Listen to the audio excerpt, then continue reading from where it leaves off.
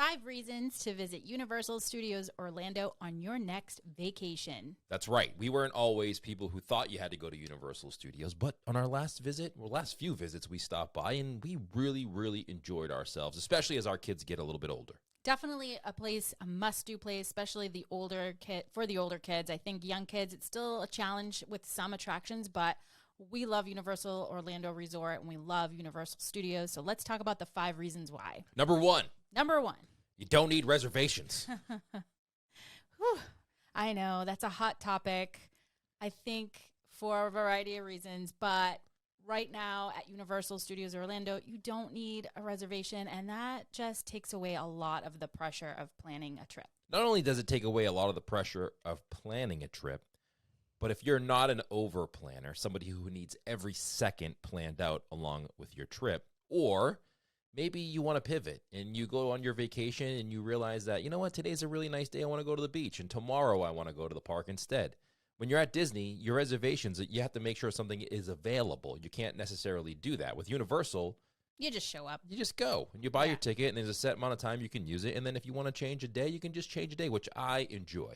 I think I agree with you. Even though I love to plan, I do like a little bit of flexibility, especially like you said, whether moods can change, attitudes can change. My body sometimes is not in the mood to walk miles and miles in one day. And it's good to kind of switch it up if you can at the last minute. And this is what I believe is one of the top reasons to visit. Especially if you're an annual pass holder like we are to Universal Studios. It's a huge benefit to just be able to show up and not have to book a reservation. If you want to go to the park and it's not a day where you plan on going, you want to go for an hour, you just go. Especially when you mess up and you don't look at the calendar and you realize park's closing early. Yeah, we did that when we were on our last trip. There was an event going on, and we got to the park on a Friday, and it was 4 o'clock, and it was fantastic. It was empty. We thought to ourselves, wow, what is going on today? This is the best time in the world to go to the park. We got our annual passes, so we just kind of went in last minute, and we realized there was an event going on, and the park closed at 7. But that being said, hot tip, if you have flexibility and you are able to go in and out of a park like that, it was a great way to see the next one on our list with not a lot of people. Which is? Number 2, the reasons why are these in a specific order, by the way? No. Yeah. Okay. Next one, the Wizarding World of Harry Potter. Now, newsflash, I'm not a huge Harry Potter fan, so don't kill us on this one. But the theming of Harry Potter, to me, is amazing. It's almost better than Galaxy's Edge in Disney. Follow Harry Potter's footsteps as you walk through the streets of London and enter Diagon Alley, where you'll find many of the Wizarding World's most famous establishments. You don't necessarily have to be a huge fan of the Wizarding World. You don't have to be a huge fan of Harry Potter to really feel immersed and wowed by this entire land in Universal. Now, some people were complaining. We did a poll over on our Instagram, Unlocking the Magic Podcast. You can go check it out. And I asked, which land is better? The Wizarding World of Harry Potter, Diagon Alley, or Galaxy's Edge? And the only complaint about Diagon Alley was that it's a little bit claustrophobic. Yeah, I can see that. Which it is tight, but it's going through the setting is old London. Right. Which was tight, narrow streets. Exactly. So if it was really wide and really spacious, it would be weird. The theming would be way off. The reason it is what it is because it's so well themed. Telling you, I really enjoyed seeing it that day where there was an event and there was only a few hours that we had in the park. It was super empty, and it was just great to see a pretty empty Diagon Alley. That being said, you can go in the morning. It's usually pretty slow in the morning, or at least super early. You can kind of get a little bit more of the layout and of the land. Right now, that poll is 50-50, Bruce. Wow, that it really is? Yeah, now. Another thing is, if you aren't a Harry Potter fan, this may turn you into one, or at least make you think about becoming a Harry Potter fan and want to dive deeper into whether that's watching movies or reading the books with your kids. This is a great way to kind of see the story visually first. Like, I'm a very visual person. I need to watch videos and see it with my hands-on experience to get into it. And it made me want to go watch the movies or want to check out the books. You were literally trying to go and become a wizard. You wanted a wand. I did. I knew it. And I wasn't into it before at all. I didn't want to watch the movies. I didn't want to read the books. But seeing it in person, in real life, and having the girls, our kids, explain to me what these things were made me second guess my not watching the movies in the past, and I was thinking to myself, you know what? Maybe I should go back and read the books and learn about what these things are so that I can relate to them when I come back. I think that was the best surprise of the trip, was seeing you kind of get excited about something that we thought was a no-go for years. Yeah. So that was fun. All 100%. right. Next one, the thrill ride. I mean, Universal is on their game with these. And this is, if you have younger kids, this may be hard for you because there are a lot of thrill rides. So if you are somebody who has kids, what do you think? Like ages 7 and below? If most of your kids or all of your kids are 7 or below, it's going to be, there's fun things to do, but a lot of the things are for older kids. Well, yeah, and it depends on their height. Some kids are taller than others, but definitely Universal, their A game is these coasters that they have. Hagrid's Motorbike. Oh my goodness, amazing. Hagrid's Motorbike and Velocicoaster are 2 of the best rides I've ever been on in my life. I completely agree with you. I think I was just so floored. It's a little bit of the theming, and it's a little bit of the thrill. Exactly. Not only is it the theming is good, I don't know if the theming is as good as a Disney attraction, and Disney does a great job of storytelling in the queue, but Velocicoaster, if you've never been on Velocicoaster and you like coasters, it's one of the most thrilling things I've ever done in my life physically. Now, these are over at Islands of Adventure, so we're talking about the studios as a whole. And let's not forget Harry Potter and the Escape from Gringotts, not necessarily a really tall coaster, but it's an indoor roller coaster, but it is so fast and so thrilling. It's 4D. You really are immersed from the time you get into the bank and all the way through. This really intense coaster is so much fun. I don't know if I would say worth the wait. Well, maybe these are worth the wait. We often do on our other podcast, worth the wait, and usually 45, 60 minutes is kind of like the maximum I would ever wait for in a ride or an attraction. But Velocicoaster and Hagrid's Motorbikes, I think I would wait a little bit longer. I think anything in Universal that is an intense coaster type attraction, I think is always going to be the worth the wait, because while you're on the ride and after that adrenaline rush you get, you just kind of forget all about the pain of waiting in line for so long. One of my absolute favorites is actually on this list is Revenge of the Mummy, and that's in Universal Studios Orlando, and it is epic. You know what it is, too? What? Velocicoaster and Hagrid's, they're a lot longer than you would think they would be for the ride itself. Yeah. You go on Mine Train in Disney, and the line is 90 minutes long, and it's the ride lasts 15 seconds, it feels like. Are you just skipping over my Revenge of the Mummy? Yeah, I'm skipping over that. I'm Okay. going back to the Velocicoaster. I'm fascinated with the Velocicoaster Okay. and Hagrid's because I've never been on 2 rides that I was so excited to do, and felt like they were long, long rides. Yeah. I wasn't expecting them to be that or last that long. I But now agree we with can you. go back to your Mummy. Okay, thank you. Because it's based on the Mummy film franchise. Not everybody's favorite movie, maybe, or maybe franchise ever, but I really love it. And once you are in this attraction, not only is it intense coaster, but you can't help but be in awe of just the layout and the way that the attraction immerses you in this story, ancient Egypt, and the whole.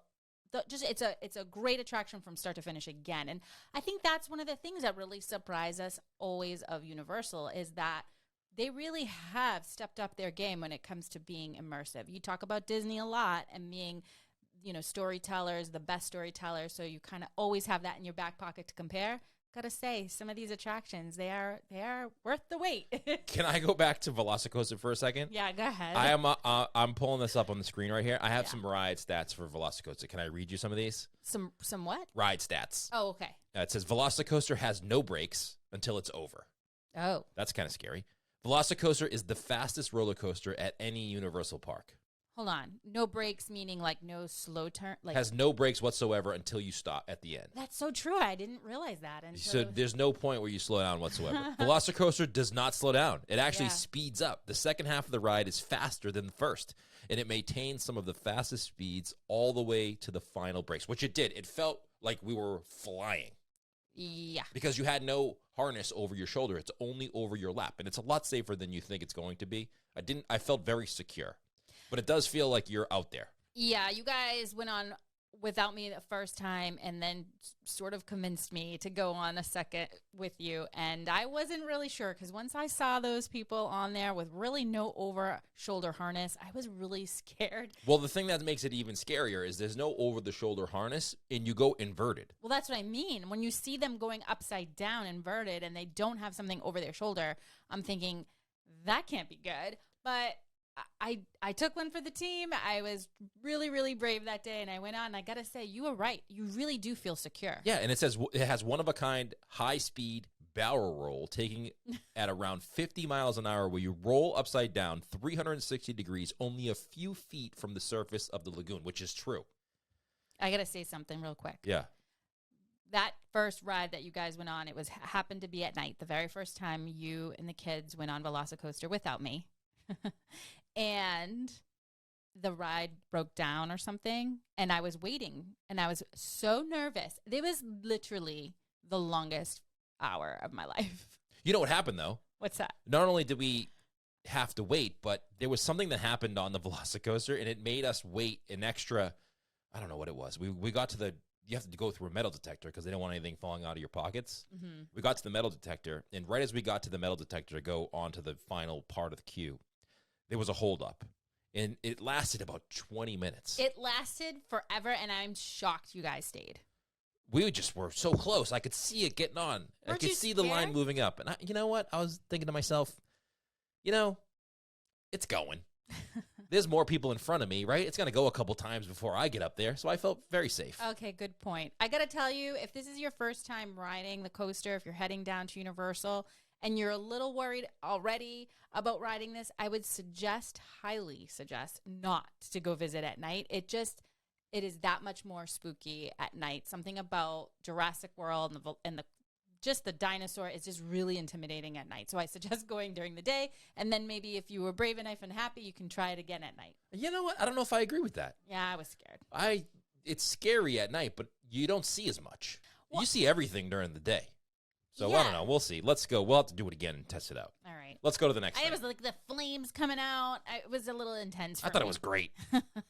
Okay, next one on our list. The reasons why you need to visit is the food. The food actually surprises me at Universal. I think it's gotten a lot better, which is really, I think, says a lot because nowadays restaurants are having, I think, a difficult time with quality, but I really enjoyed myself here multiple times, and I gotta say their food between City Walk and inside the parks has really stepped up their game. I think it depends on where you go. Don't get pizza there because the pizza's trash and it's expensive trash pizza. Just as I thought, trash.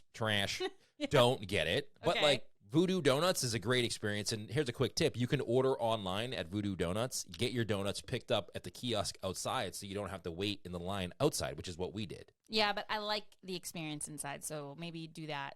Maybe you do that once, and then your Yeah. second trip, because you're going to go multiple times. If you go there, then you can order ahead of time. Yep, I agree. But they were pretty good. They're unique. Listen, they're donuts. I mean, donuts are great. I think what makes it unique about Voodoo Donuts is the flavors that they have. There's the Toothsome Chocolate Emporium. There's so many places around City Walk, of course. There's inside the park. There's an Islands of Adventure. There's Mythos Restaurant, which is highly rated, actually 4.3 on Google rating right now. A lot of things that really surprised me. 3 broomsticks, super delicious. Yeah, very good. It's a cafeteria style food, but the theming is spot on. I truly felt like a wizard eating my lunch. That was the place where we went that Friday night where it was closing in an hour, and we went in there to eat, and we were the only ones in there. And we were thinking to ourselves, wow, I've never seen this place so empty. And it's because it was closing in an hour. Nobody wanted to waste time. Yeah, it was, but it was a great experience. Yes. I really enjoyed We should that. make a list, like our top 10 places to eat at Universal Studios. I'm really hungry right now, so I want everything. And I really loved something simple, like a drive-in, Mel's Drive-In. Yeah. Mel's Drive-In was really good. It is a casual spot, 50 style, with these epic cars out front that you just can't help but stare at, take photos next to, whatever. Super fun place to just grab a burger and a fry and enjoy the scenery. And a tip that we try to do is don't eat at busy times. If you see a place that's really busy and it's noon or 1, like wait a little bit. Bring us some snacks with you. eat a snack. Maybe you can hold you over for an extra hour and go at an off-peak time. You're going to enjoy it way more. I agree. All right, last one. Last one, the best one. I don't know. That just is the best one for me. The movie nostalgia throughout the entire park. You do love that. There's a street in the Universal Studios park that you just hung out on. There was not really much there other than shops, but you just hung out there. You guys were calling me to go to the next thing. I think it was like the Born Identity show or something. I think we're going to E.T. Oh, I don't know. I just was not having it. I was sitting there by the curb enjoying the amazing atmosphere and just imagining myself as an old Hollywood star in that time frame. I love it. I have so much video. It's just a really awesome place. It's like a clean old Hollywood streets, and I love that. I think maybe the idea of that era is, to me, the most fascinating. Obviously, never experienced it, but that to me is really special. And I love how they have classic attractions. You just said E.T., one of my favorites. You go on it, it's nothing exciting, but it just, especially if you're our age and you watched E.T. as a kid, it just brings you back to that age. It's kind of, I don't know, it seems like it needs to be refurbished, but it also doesn't need to be refurbished. No. You want it to maintain like that. Correct me if I'm wrong. I know we're not on topic here with this comment I'm going to say, but do you think shows like Stranger Things, based in the 80s, will refresh that attraction, E.T., the way it is? Because so many kids are now seeing the 80s lifestyle and realizing all the things, movies and everything that happened back then, and are kind of going back to watching. I mean, things that happened in the past always come back to be popular after a certain period of time. So Yeah. maybe it's possible. Maybe they should do a Stranger Things attraction at Universal. I know our kids mentioned once that they did do a Stranger Things haunted Halloween party there. Well, no, it's not so much having Stranger Things. I'm just saying, like, Stranger Things, the show, obviously it's set in the 80s. So the movies that are popular back then, like Back to the Future, like E.T., is what Universal Studios is and has. And I think that's what makes it really cool. And I don't think they'll ever need to kind of do a refurbishment. We'll see, right? Time will tell. We'll see what happens when Stranger Things Season 5 comes out. You get to greet with Professor Dr. Brown from my favorite speaking of Back to the Future, and more movie nostalgia. I love the makeup of movies, like the magic of makeup with Universal's horror makeup show. And you get to see the DeLorean. You get to see the DeLorean. You don't get to sit in it, but you get to see it. Why can't you sit in it? I think that's an extra ticket. Darn. So those are 5 things. To recap, what are the 5 things to recap reasons why you should visit Universal Islands of Adventure? Maybe even throw in a Volcano Bay there. Maybe, if you have time. Yeah. Or the money. All right, that's going to do it. Thanks so much for listening. See you next time. Bye, everybody.